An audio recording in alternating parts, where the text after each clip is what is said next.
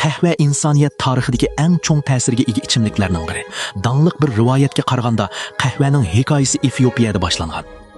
Bir podichi o'chkilarning ma'lum o'simlikning qizil mevasini yegandan keyin odatdan tashqari hayajonlanib ketganligini bayqagan. Bu hikoya rost bo'lsin yoki bo'lmasin, Efiopiya qahva o'simligining makoni deb keng e'tirof qilinadi. Ammo qahvaning haqiqiy tunilishi 15-asrdagi Yamanda boshlandi.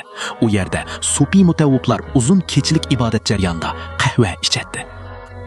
Chunki qahva ularning hushyor va sagak turishiga yordam qiladi. Yamandagi Muka portidan qahva dunyoga yeyilishga boshladi.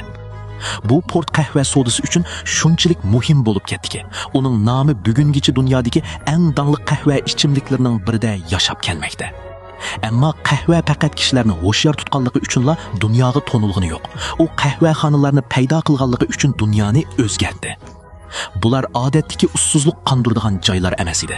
Bu yerda xabarlar tarqaladi, savdo kelishimlari tuziladi.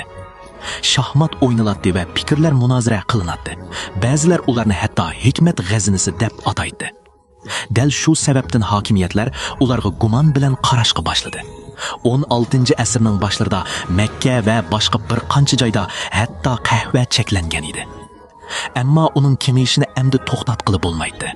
Qahva Yevropaga yetib borganda ta'siri texmo zo'r bo'ldi. Qahvaxonalar savdo, jurnalistlik, ilm-fan va siyosiy munozirlarning markaziga aylandi. Hatto Londondagi Lloyds shirkatimi o'zining kelib chiqishini Londondagi bir qahvaxonaga boshlangan deydi. Insoniyat madaniyatining taraqqiyotiga ergishib, qahvami birga taraqqiy qildi. Italiyada espresso barliqqa keldi. Bir istakan qahva uchun soatlarcha vaqt sarf qilishga hamda vaqti yo'q kishilarga tez tayyorlanadigan kuchli qahva. Cappuccino nomi Capuchin rohiblaridan kelgan. Chunki uning rangi ularning qo'ng'ir kiyimlariga o'xshaydi. Anglashlarga qaraganda, Amerikano 2-dunyo urushi mezgilida Italiyadagi Amerika askarlaridan paydo bo'lgan.